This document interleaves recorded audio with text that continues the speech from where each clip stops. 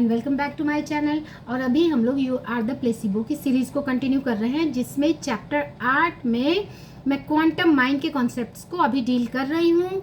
उसमें वैसे तो काफ़ी कॉन्सेप्ट्स हैं, ये एक पूरी तरह से एक कॉन्सेप्ट है, इसको मैं पार्ट वाइज डील कर रही हूँ। और आज आपने थंबनेल देख के आप समझ ही गए होंगे कि उसमें मैंने फ़ैन डाला है, एक मूविंग फ़ैन है, एक स्टैटिक फ़ैन है। तो इससे मैं आपको क्या समझाना चाहती हूँ, एक्चुअली न्यूटोनियन मैकेनिक्स यानी क्लासिकल मैकेनिक्स में हम हर चीज़ों को प्रेडिक्ट कर देते हैं। यानी आपको पता होगा यहाँ से चलेंगे तो हम कहाँ पहुँचेंगे, कितनी देर में पहुँचेंगे, हमारी वेलोसिटी इतनी रहेगी तो इतना डिस्टेंस हम इतने समय में तय कर सकते हैं।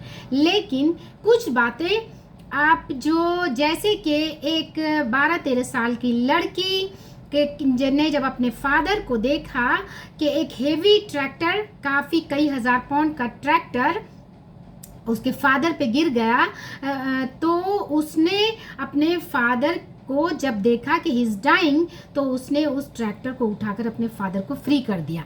तो इतनी एनर्जी उसके अंदर कहाँ से आई?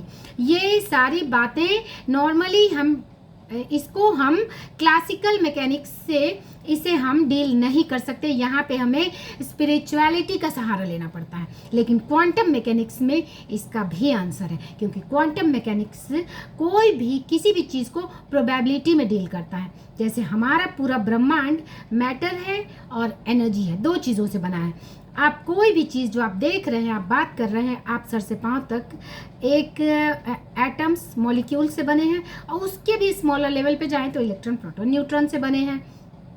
सेंटर में प्रोटॉन न्यूट्रॉन होता है और इलेक्ट्रॉन उसके चारों तरफ सर्टेन एनर्जी लेवल पे चक्कर लगाता है। ये बहुत बेसिक है, सबको पता है।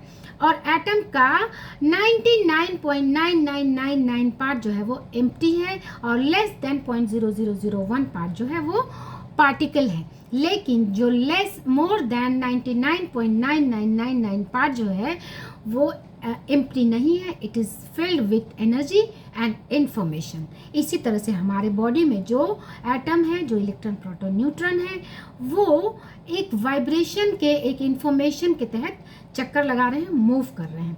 अब इससे मैंने फ़ैन का एनालॉजी, इसमें डॉक्टर जो डिस्पेंजा के एनालॉजी को मैं एक्सप्लेन कर रही हूँ कि नॉर्मली आपने देखा होगा फ़ैन जब एक पे चलता है तो वो कुछ इस तरह मूव करता है। इसमें बस हमें बस इतनी सी राहत मिल जाती है कि मीन्स जब बस हम रिलैक्स्ड हैं, कुछ हद तक थोड़ी सी राहत मिल जाती है, बट इससे आपको बहुत अच्छा फील नहीं होता। अगर आप गर्मी में हैं, गर्मी का मौसम है और आप थक कर आए हैं, तो आप फ़ैन को सबसे पहले चाहते हैं कि 5 पे चला दें। फ़ैन पे जब 5 पे चलाते हैं तो वो बिल्कुल तेज़ी से नाचने लगता है, और उससे जो आपको ठंडक मिलती है, तब आपको आपकी एनर्जी रिलीज़ होती है नेगेटिव, और आप अच्छा फील करते हैं, आप एनर्जाइज रिजुविनेट फील करते हैं। यही बात हमारे बॉडी के सेल्स यानी पार्टिकल्स पर लागू होती है कि जब हम लो एनर्जी के वाइब्रेशन में होते हैं, जब हम सिक होते हैं, जब ओल्ड एज में होते हैं, तो इसी तरह से हम जब सर्वाइवल मोड में होते हैं तो हमारे इलेक्ट्रॉन प्रोटॉन न्यूट्रॉन नॉर्मली वो इसी तरह से just they are moving in survival mode. वो बस इतना ही मूव कर रहे हैं कि आप सर्वाइवल मोड में हैं, आप अपने basic day to day life के काम को कर रहे हैं, यू आर जस्ट जिसे कहते हैं कि हम जी रहे हैं।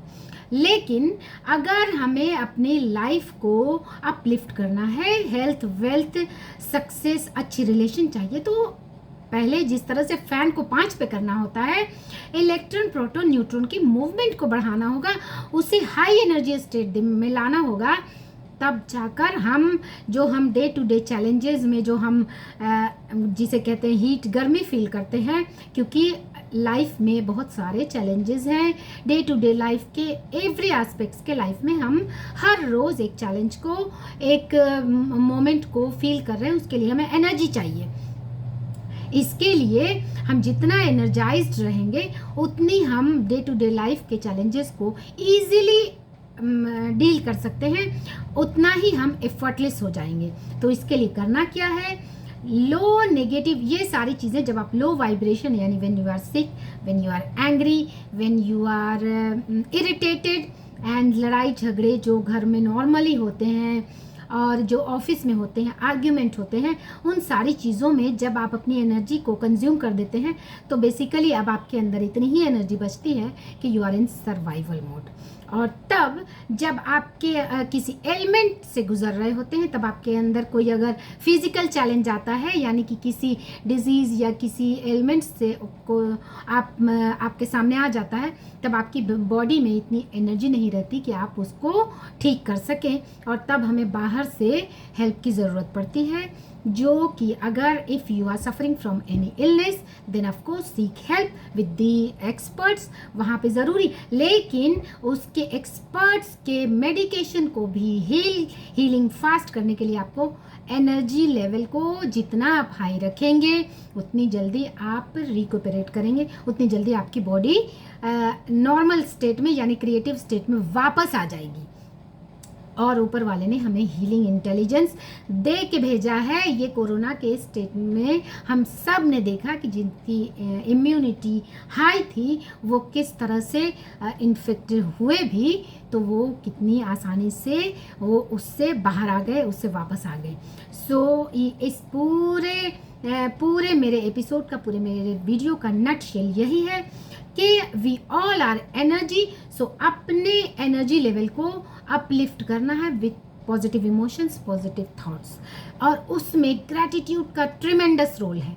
ग्रैटिट्यूड हमारे वाइब्रेशन को हाई करने में इंस्टेंट बहुत रोल अदा करता है। और तभी जब मैं लॉ ऑफ अट्रैक्शन पढ़ रही थी, फॉलो कर रही थी, तब बहुत कॉमन है उसमें कि ग्रैटिट्यूड वॉक कीजिए। आज जब हम ग्रैटिट्यूड वॉक को इस जो डिस्पेंजा के प्रिंसिपल से कंबाइन करके जब मैं एक कॉम्बो इफेक्ट को फील करती हूँ, तो मुझे समझ आता है कि क्यों ग्रैटिट्यूड वॉक का इतना इम्पोर्टेंस है। ग्रैटिट्यूड पर एक पूरी बुक रोंडा बर्न ने लिखी है, द मैजिक। इसीलिए वो मैजिक है क्योंकि ग्रैटिट्यूड में वो पावर है कि आपके अंदर की हीलिंग इंटेलिजेंस आपके वाइब्रेशन को वो इतना तक अपलिफ्ट कर देती है कि ग्रैटिट्यूड भर से कई लोग बहुत सारी चीज़ों को रिक्यूपरेट कर सके हैं। एक एग्जाम्पल है कि किसी इंसान को 12,000 वोल्ट का शॉक लगा, may be he was a electrician और समहाउ, और ड्यूरिंग दैट प्रोसीजर उसे 12,000 वोल्ट का झटका लगा, जिससे instant it's a near death experience कि उस 12,000 वोल्ट का किसी इंसान को अगर लगे तो उसके बाद सर्वाइवल ऑलमोस्ट इम्पॉसिबल। लेकिन उस झटके से वो आदमी ज़मीन पे नीचे गिर गया और वो सरवाइव कर गया। और इस भाव भर से, लेकिन जब वो जहाँ पे उसे शॉक लगा था वहाँ की मसल्स डेड हो गई। सो डॉक्टर्स ने एम्प्यूटेशंस के लिए सजेस्ट किया, लेकिन ये भाव भर से कि मैं फिर से जिंदा बच गया, ओ माय गॉड मैं तो मर के बच गया, इस भाव भर से, इस ग्रैटिट्यूड भर से उसके अंदर की उसकी मसल्स में जान आ गई। उसने इतना अंदर से डेप्थ वाली हाई इमोशंस को फील किया कि ओ माय गॉड मैं ज़िंदा बच गया। इतना हाई लेवल का ग्रैटिट्यूड उसके अंदर आ गया और उसकी मसल्स में जान आ गई। तो ग्रैटिट्यूड का बहुत पावर है आपको हाई एनर्जी, हाई इमोशंस में लाने के लिए। So if you are suffering from any kind of mental or physical sufferings, जिसमें आपको लो फील हो रहा है, आपको कुछ काम करने का दिल नहीं कर रहा है, whether it is physical, आपको बुखार है, any kind of illness and any kind of mental sufferings भी होती है कि घर के उलझने, फाइनेंशियल चैलेंजेस, रिलेशनशिप के इश्यूज, आपको इतना लो फील हो रहा है कि आपको कुछ करने का दिल नहीं कर रहा, आपकी बॉडी बिल्कुल भी सर्वाइवल स्टेट में है, then practice gratitude, empowerment, creativity. और आप देखेंगे आप अपने बॉडी की जो इलेक्ट्रॉन है, प्रोटॉन न्यूट्रॉन है, वो जो 1 पर से 2, 3, 4, 5 पर जब आ जाएगी, तब आपको एक हाई एनर्जी स्टेट में आप आ जाएंगे। और तब आप लाइफ के किसी भी चैलेंजेस को फेस करने के लिए आपके अंदर इतनी सफिशिएंट एनर्जी आ जाएगी कि you will be able to cope up any challenges. और तब आपको अच्छा लगेगा एंड धीरे धीरे जब इसे आप प्रैक्टिस करने लगेंगे आपको मज़ा आने लगेगा। सो उम्मीद है वीडियो पसंद आया होगा। चैनल पे मुझे पहली बार देख रहे हैं तो लाइक, शेयर, सब्सक्राइब करें मेरे चैनल को, जुड़े मेरे साथ। जिन्होंने कर रखा है। I am extremely grateful. Thanks for watching.